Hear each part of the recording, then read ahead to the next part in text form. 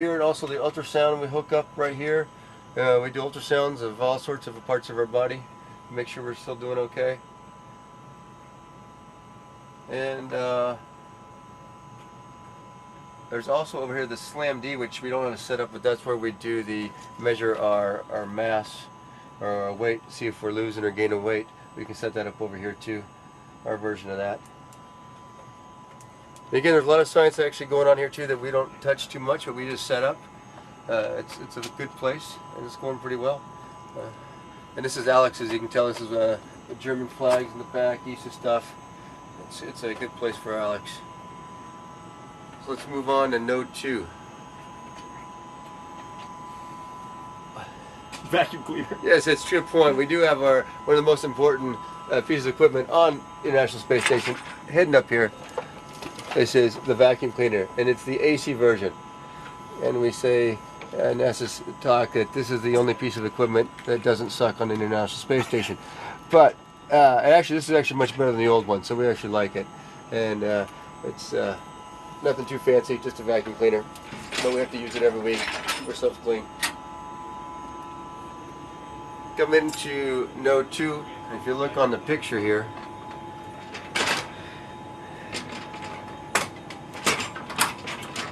Node 2 is this section right here.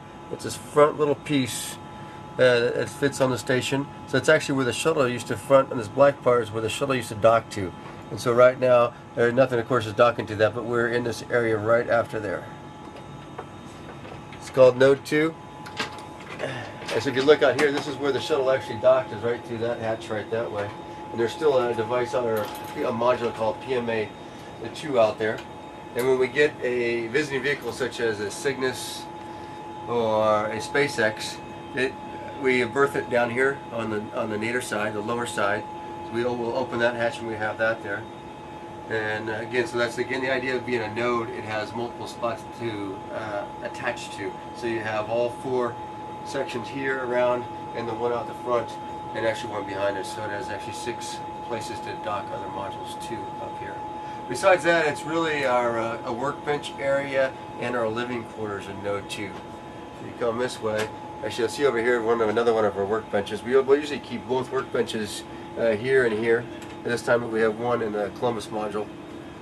At this time, just because Alex is working on a special project there. And then if you go back, you'll see now it's coming into view the 4 crew quarters around here. So we have 4 of us. This one's mine over here. We have Alec, and we have Tonto, and we have Alex. And it's kind of interesting because once you get into one, you really can't tell which one's which orientation you are. So if I happen to go into Tonto's to look at a picture or something he's got on his screen, I'll come out and I'll be kind of confused because I don't know which way I'm going. And especially if you go into Alex's or Alex to do that, you come out and you're really confused because it feels like you're in your own, but when you come out, it's totally different orientation. But if you're looking here, these aren't too big at all. You can take a quick look in here. I'll jump in here real quick. So we have a sleeping bag attached to the wall. The way I like to do it is I just have it attached here one point and one point up here, so I can put my feet right up here when I'm sleeping, and I kind of do it in a sense of this position, like this, and I'm kind of curled up a little bit in the semi on my side sleeping position, which I like to do back on Earth, and it kind of works out pretty well. It gives me that same feeling, almost, but it works well for me. And then when you wake up in the morning, the first thing you see is your laptops. I got one that connects to the internet, which works like 50% of the time. And then I got another one that does our LAN up here, which gives us our schedule, all the other information, our email, everything we need to do to work up here. That's what that one is. And we also have an iPad, as you can see, and that's also up there. And that's, again, for all sorts of work or for watching movies or something like that on. That's what it's good for. Again, though, it's actually not a bad setup. I know it's small, but really it works out well. We don't really need much more room up here. So let's now move on to the lab.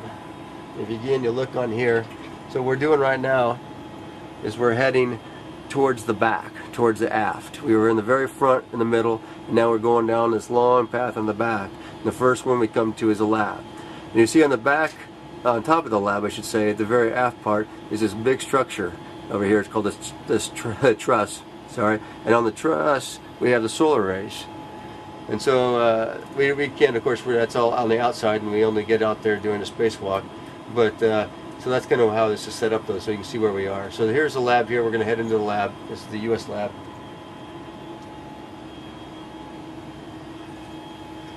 And again, this is pretty much just science racks and storage is what we have. And of course, in avionics. We have a lot of the computers that run the system, or run the lab, or sorry, run the station, are in here. And besides that, then we have all sorts of experiments. And also right here, the first thing we start off here with is we call this Melfi, which is actually a big freezer, a minus 80-degree freezer. And there's 4 different sections of it, and they can control each different section here with a different temperature if they want to.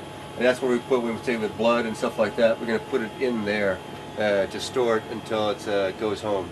So that's how all the science is stored once we do it. Here is a glove box, so we can use to do experiments on here if we need to use a glove box. So people on this increment have been doing bass, which was kind of interesting. We all liked it as males because it was burning stuff, and you could burn things in here in the glove box, and that also was actually kind of nice. And and then later on, after the next SpaceX gets here, they're actually going to do all the work on the mice in that area, which is I think going to be very interesting, difficult but interesting at the same time.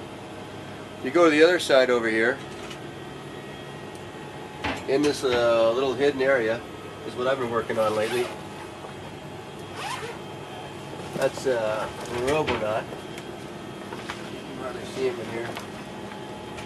So he's been my latest project. We've been upgrading the all the electronics in there, the computers, etc. And then this next week I actually get to put legs on him. I think he's going to be actually kind of creepy looking when he gets legs. But hopefully it'll help him walk around the station, move around the station. And as you look around the other spots, then we have on the top, we call them express racks. And express racks just means really it has power and data for any kind of experiments that want to go up there.